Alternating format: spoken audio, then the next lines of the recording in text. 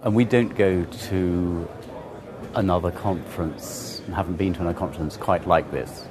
And the opportunity to choose the people we get to talk to is useful. And particularly interesting, we found, is the way a question gets put into the material that's sent to the delegates, asking them, and quite funnily, there's a specific question: do you think you'll need legal advice in Hungary?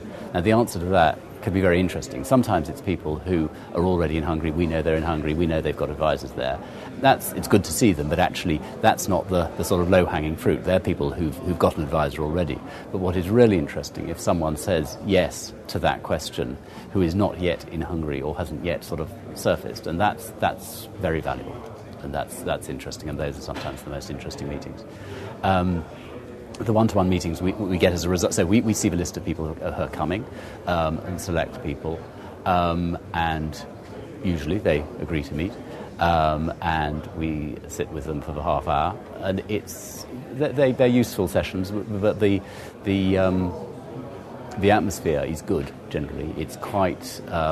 although we're labelled with our red badges as solution providers and the delegates have their blue ones, it's quite a sort of constructed and not too much of a selling environment. So one can have fairly open discussions, and people are usually, it's pretty honest communication. People are saying, look, I'm not necessarily, something's not going to flow immediately from this, but it's useful to know you're there, and have a general discussion about the environment. Sometimes people who are already in the country are sort of using us, obviously, for a sort of second opinion, taking a view on what's going, sort of checking out whether they think what they're getting at the moment is best advice.